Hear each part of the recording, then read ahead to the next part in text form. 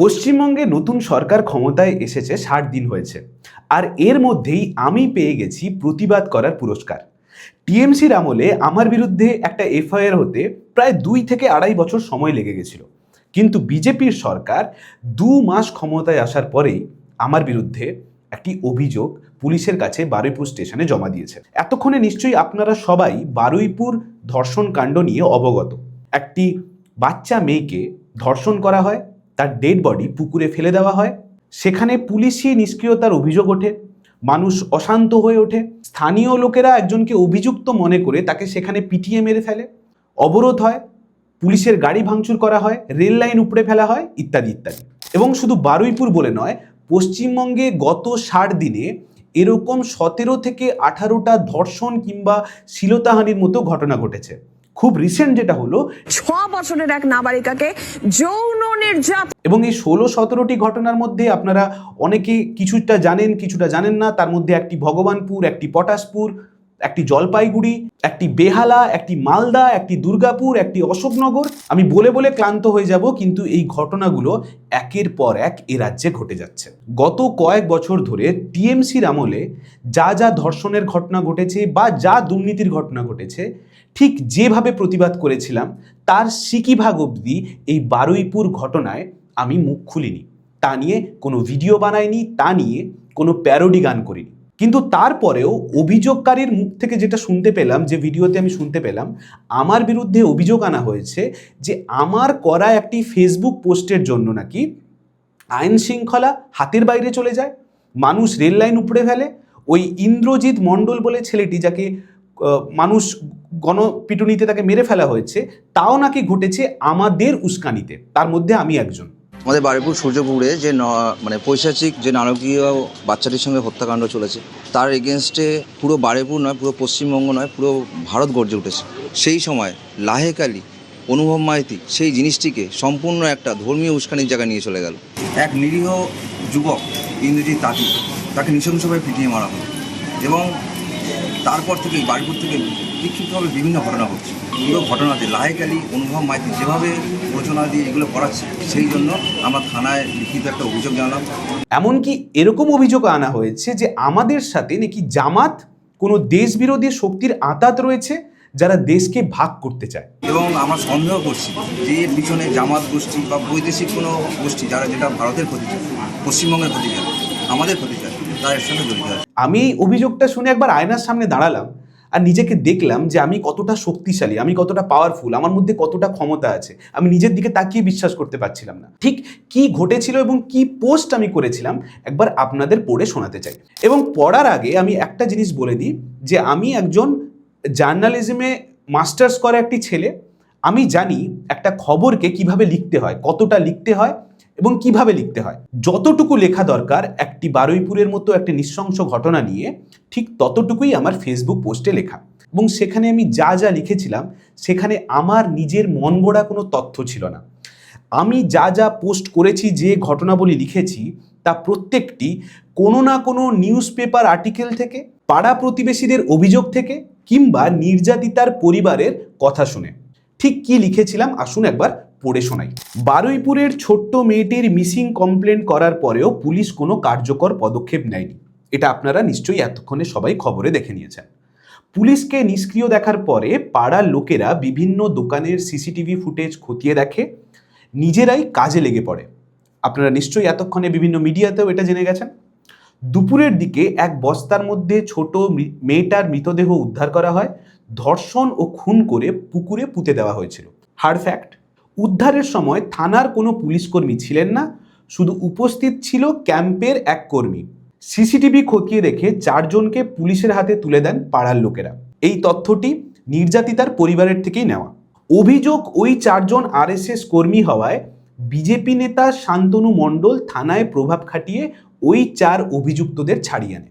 আরেকবার বলছি, অভিযোগ, ওই 4 জন আরএসএস কর্মী হওয়ায় বিজেপি নেতা শান্তনু মণ্ডল থানায় প্রভাব খাটিয়ে ওই 4 অভিযুক্তকে ছাড়িয়ে আনে। আমি এটা নিয়ে কথা বলছি, তার আগে বাকিগুলো পড়ে নিই। জনরোষ এরপর বাড়তে থাকে পুলিশের ওপর। সাধারণ মানুষ রাস্তায় নামে, পুলিশের গাড়িতে ভাঙচুর করা হয়, ঘটনার প্রতিবাদে আগুন জ্বালিয়ে প্রতিবাদ করা হয়। পুলিশের উপর আস্থা না রেখে জনগণ পিটিয়ে মেরে ফেলে একজন অভিযুক্তকে। মৃত ব্যক্তির নাম ইন্দ্র তাঁতি, বয়স 24। অভয়ার মায়ের এখনো এ বিষয়ে কোনো প্রতিক্রিয়া মেলেনি। ধর্ষকদের সকালে ধরে বিকেলে খরচ করা এখনো হয়নি। ফুল বদলেছে, ফল বদলায়নি। এবারে যে লাইনে প্রবলেম, যে অভিযোগ ওই 4 জন আরএসএস কর্মী হওয়ায় বিজেপি নেতা শান্তনু মণ্ডল থানায় প্রভাব খাটিয়ে ওই 4 অভিযুক্তদের ছাড়িয়ে আনে। যখন কোনো নিউজ পেপারে বা টিভি মিডিয়াতে খবর পড়া হয়, সেখানে খবরের একটা বড় অংশ উঠে আসে পাড়া প্রতিবেশীদের মুখ থেকে পাওয়া তথ্য অনুযায়ী। এবং এই শান্তনু মণ্ডল, বিজেপি নেতা শান্তনু মণ্ডল 4 জন আরএসএস অভিযুক্তকে ছাড়িয়ে আনে, এইটা আমার বক্তব্য ছিল না। পাড়া প্রতিবেশীদের বক্তব্য থেকে যা জানা গেছে ঠিক ততটাই ওই পোস্টে আমি লিখেছিলাম, এবং লিখেছিলাম এটা অভিযোগ। এবং এটা যে আমার মন গড়া নয় তার একটা বড় কারণ এই ক্লিপগুলো আপনারা দেখুন। বাচ্চাটাকে আমাদের এখানে কিছু আরএসএস দুর্নীতিবাজ মানে কি একদম নৃশংসভাবে এই বাচ্চাটাকে রেপ করে, এবং রেপ করে এই বাচ্চাটাকে বস্তার মধ্যে দিয়ে জলে ডুবিয়ে রাখে। পুয়েন কার্পেট হচ্ছে শান্তনু, ও নিয়ে চলে গেল, আর আসামিদের নাম সব ও বলছিল।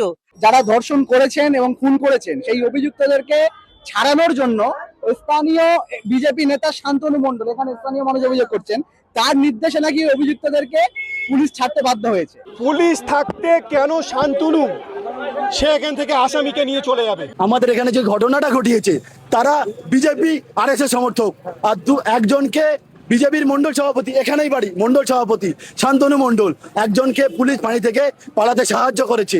এমনকি এই বিজেপি নেতা শান্তনু মণ্ডলের বিরুদ্ধে নির্যাতিতার বাবা যে এফআইআর করেছে, সেই এফআইআর লিস্টেও শান্তনু মণ্ডলের নাম দেওয়া আছে।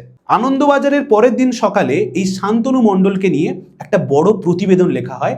কি অভিযোগ ছিল ওনার বিরুদ্ধে, কিভাবে ছাড়িয়ে নিয়ে যাওয়া হয়েছে, পাড়া প্রতিবেশীরা কি বলেছেন, তা নিয়ে বিস্তারিত লেখা হয় পরের দিনের আনন্দবাজারে। সেই দিনের ঘটনার দিন বর্তমান পেপারে লেখা হয় যে পশ্চিমবঙ্গ পুলিশ নিজে এই শান্তনু মণ্ডলকে গ্রেপ্তার করে।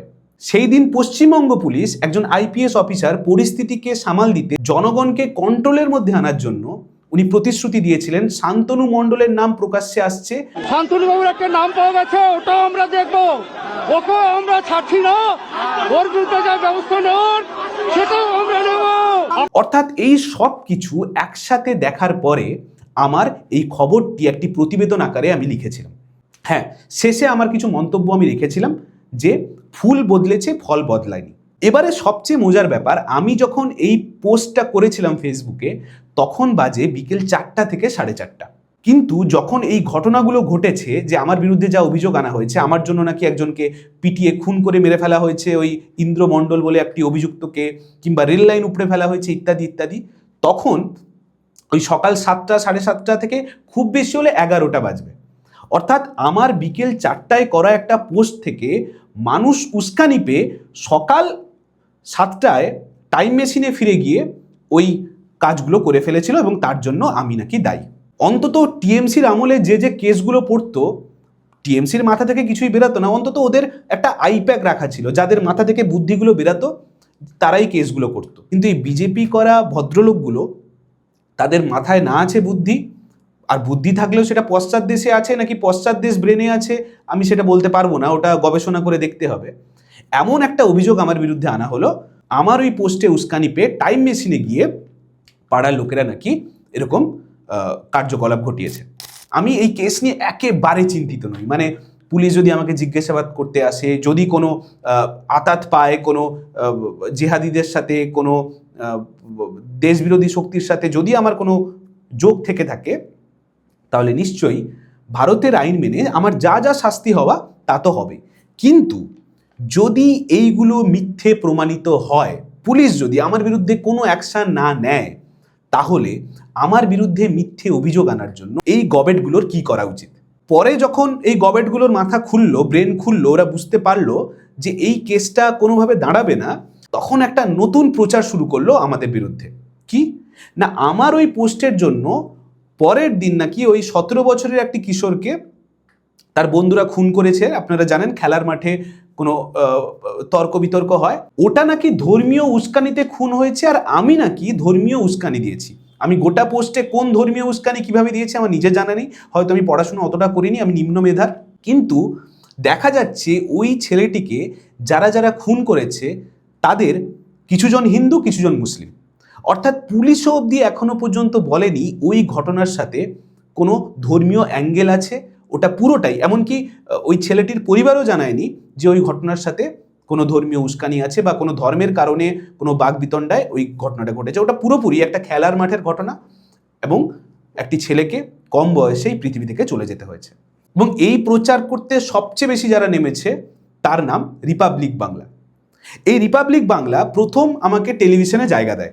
কেন না, আমি নাকি প্রতিবাদ আমার খুব ভালো লাগতো, আমার প্রতিবাদ ওদের এত ভালো লাগতো, আমি মমতা বন্দ্যোপাধ্যায়কে যখন ধর্ষকদের পিসি বলতাম, ক্ষমা করবেন আমার শব্দের জন্য, বাট এদের অর্গাজম হতো। এরা আমাকে চ্যানেলে ফোন করে ডাকতো, এরা বারবার তাদের বিভিন্ন অনুষ্ঠানে আমাকে ডাকতো মমতা বন্দ্যোপাধ্যায়ের বিরুদ্ধে যাতে আমি গালিগালাজ করতে পারি, মমতা বন্দ্যোপাধ্যায়ের বিরুদ্ধে যাতে আমি একটা প্যারোডি করতে পারি, মমতা বন্দ্যোপাধ্যায়ের বিরুদ্ধে যেন একটা কবিতা বলতে পারি, এবং তাতে তাদের টিআরপি বাড়বে, সেই চক্করে দিনের পর দিন এরা বিভিন্ন অনুষ্ঠানে আমাদের ডাকতো। অনুভব মাইতি সোশ্যাল মিডিয়া ইনফ্লুয়েন্সার, অল্প বয়স এবং ওটা বাংলায়। আমরা প্যারোডি একটা সময় ওটা বাংলা জুড়ে আলোড়ন ফেলে দিয়েছিল। আবার বোধহয় প্যারোডির মাধ্যমে অনুভব অস্ত্র হিসেবে গিটারকে ব্যবহার করে বুদ্ধিজীবীদের ঘুম থেকে তোলার জন্য। আর এখন সেই প্রতিবাদী ছেলেটাকে এখন দেশদ্রোহী প্রমাণ করার জন্য এই রিপাবলিকের অ্যাঙ্কাররা ঘুম থেকে উঠে পড়ে আমার নামে 10টা পোস্ট, আর ঘুমাতে যাওয়ার আগে আমার নামে 10টা পোস্ট, যে আমি এখনো কেন গ্রেপ্তার হচ্ছি না, আমি কবে গ্রেপ্তার হব, পুলিশ কবে আমার বিরুদ্ধে অ্যাকশন নেবে, সেই নিয়ে প্রায় ফ্রাস্ট্রেশনে এদের খাওয়া দাওয়া ঘুম উড়ে গেছে। যে ময়ূক রঞ্জন ঘোষেরা চোখে চোখ রেখে নাকি প্রশ্ন করতো, তারা এখন নতুন বউয়ের মতো আর চোখে চোখ রাখতে পারছে না, লজ্জা লাগছে, এখন আর প্রশ্ন করতে পারছে না। আর যারা প্রশ্ন করছে, এতদিন ধরে যারা করে এসেছিল তারা প্রতিবাদী ছিল, আর এখন যারা প্রশ্ন করছে তারা এখন এদের কাছে দেশদ্রোহীতে পরিণত হয়েছে। যে বিজেপির চামচা বেলচারা রাস্তাঘাটে দেখা হলে প্রতিবাদী দাদা বলে প্রায় কোলে উঠে পড়তো, সেলফি নিত, সেই বিজেপির ছেলেমেয়েরা এখন আমার বিরুদ্ধে লেখা শুরু করেছে আমাকে এনকাউন্টার করে খুন করে দেওয়া উচিত। আগে আমি মমতা বন্দ্যোপাধ্যায়ের বিরুদ্ধে প্যারোডি করলে যারা কমেন্ট বক্সে লিখতো প্রত্যেক মায়ের পেটে অনুভব মাইতির মতো সন্তান জন্মাক, আজকে তারা আমার বিরুদ্ধে গিয়ে লিখছে এই ছেলেকে এনকাউন্টার না করলে দেশ নাকি টুকরো টুকরো হয়ে যাবে। এটাই হয়, নিজের পছন্দের রাজনৈতিক দল যদি ক্ষমতায় আসে তাহলে ধর্ষণটাকেও চোখ বুজে মেনে নিতে হয়, দুর্নীতিটাকেও চোখ বুজে মেনে নিতে হয়।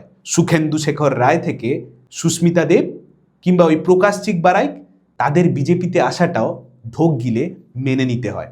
আমি যখন এই রাজনৈতিক লাইনে এসেছিলাম, আমি যখন প্যারোডি করতাম, আমি যখন মমতা বন্দ্যোপাধ্যায়ের বিরুদ্ধে একের পর এক ভিডিও করে গেছি, প্রতিবেদন করে গেছি, গান করে গেছি, তখন কিন্তু এই জেল যাওয়ার ভয়টা আমাকে আমার কাজে বাধা দেয়নি। তাই কোনো বিজেপির কর্মীরা যদি মনে করেন দুটো এফআইআর করে, 3টে অভিযোগ করে, সোশ্যাল মিডিয়াতে বদনাম করে রোখা যাবে, ইনফ্যাক্ট রোখা যাবে কেন অনুভব মাইতি টার্গেট? অনুভব মাইতি যে কথাগুলো বলেছে সেটা তো একটা আনন্দবাজার পত্রিকার একটা স্টেটমেন্ট লিখেছে, অনুভব মাইতি যে কথাগুলো বলেছে সেটা তো টেলিগ্রাফের একটা স্টেটমেন্ট বলেছে, সে তো একটা বর্তমানের স্টেটমেন্ট বলেছে। তাহলে এই বর্তমান, আনন্দবাজার, টেলিগ্রাফের বিরুদ্ধে কেস না করে কেন অনুভব মাইতির উপরে কেস করা হলো? কারণ এই অনুভব মাইতি লাস্ট 2 মাসে সরকারের মিড ডে মিলের বাচ্চাদের প্লেট থেকে ডিম কেড়ে নেওয়ার বিরুদ্ধে কথা বলেছে। এই অনুভব মাইতি স্মার্ট মিটার জোর করে বাড়িতে বসিয়ে দেওয়ার বিরুদ্ধে কথা বলেছে।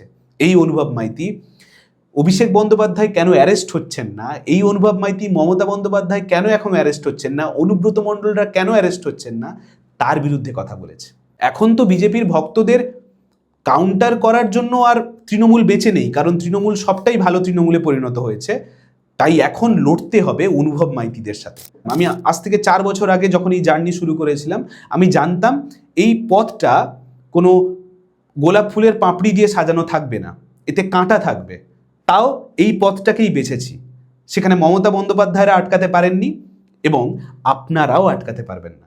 যে ভাষায় মমতা বন্দ্যোপাধ্যায়ের বিরুদ্ধে কথা বলতাম, ঠিক সেই ভাষায় আপনাদের অন্যায়, আপনাদের দুর্নীতির বিরুদ্ধেও বারবার কথা বলে যাব। এখনো তো প্যারোডি করা শুরুই করিনি। আপনাদের নতুন সরকার, হ্যাঁ সময় দিচ্ছি, নতুন সরকার, আইন শৃঙ্খলা রাতারাতি ঠিক হয়ে যাবে তাও আমি বিশ্বাস করি না। যদিও মুখ্যমন্ত্রী বলেছিলেন নাকি বিজেপি ক্ষমতা এলে ধর্ষণ বলে শব্দটাই নাকি পশ্চিমবঙ্গে থাকবে না, তারপরেও বিজেপি কি করবে? ধর্ষণ নামক শব্দটা থাকবে না বাংলায়। অ্যাডভান্টেজ দেওয়া হচ্ছে এই নিয়ে কোনো প্রতিবেদন, কোনো বিজেপিকে খুব তেড়ে তার বিরুদ্ধে কথা বলা আমি এখনো করিনি, এখনো প্যারোডি করিনি। এবার প্যারোডি শুরু করলে তো বাড়ির নিচে হয়তো পুলিশই দাঁড়িয়ে থাকবে।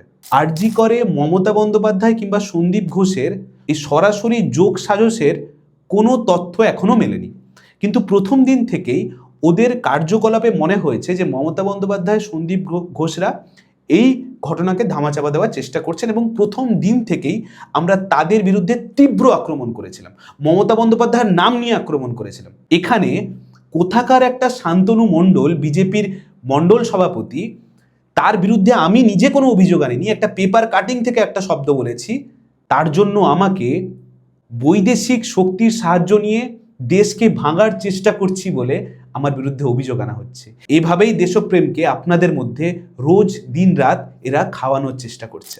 হ্যাঁ, আগামী লড়াইটা আরও কঠিন। এই লড়াইতে অনেক এফআইআর হবে, অনেক সম্মানহানি করা হবে, সোশ্যাল মিডিয়াতে ট্রোল করা হবে, কিন্তু ইতিহাসে এটাও দলিল হয়ে থাকবে যে কারা সেদিন মাথা উঁচু করে প্রতিবাদটা করেছিল, কারা সেদিন ভালো তৃণমূলের মতো বিজেপির দরজায় গিয়ে কড়া নাড়ায়নি।